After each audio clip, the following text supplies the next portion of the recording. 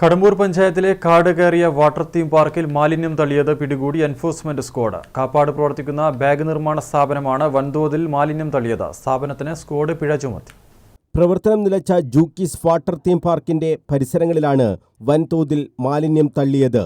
തദ്ദേശ സ്വയംഭരണ വകുപ്പിന്റെ ജില്ലാ എൻഫോഴ്സ്മെന്റ് സ്ക്വാഡ് കടമ്പൂർ ഗ്രാമപഞ്ചായത്ത് പരിധിയിൽ നടത്തിയ പരിശോധനയിലാണ് മാലിന്യ നിക്ഷേപം കണ്ടെത്തിയത്. ബാഗ് നിർമ്മാണ കേന്ദ്രത്തിൽ നിന്നുള്ള മാലിന്യമാണ് സ്വകാര്യ ഭൂമിയിൽ നിക്ഷേപിച്ചത്. കൊളപ്പയിലെ PNP ജബ്ബാറിന്റെ ഉടമസ്ഥതയിൽ കാപ്പാട് പ്രവർത്തിക്കുന്ന സ്ഥാപനത്തിലെ അവശിഷ്ടങ്ങളാണ് ജൂക്കീസ് വാട്ടർ തീം പാർക്കിന്റെ പരിസരങ്ങളിൽ തള്ളിയതെന്നും പരിശോധനയിൽ കണ്ടെത്തി. കാടുമൂടിയ പഴയ വാട്ടർ തീം പാർക്ക് ആരാലും ശ്രദ്ധിക്കപ്പെടാത്ത സാഹചര്യത്തിലാണ് മാലിന്യം തള്ളിയത്. മാലിന്യം തള്ളിയ സ്ഥാപനത്തിന് 5000 രൂപ പിഴ ചുമത്തി.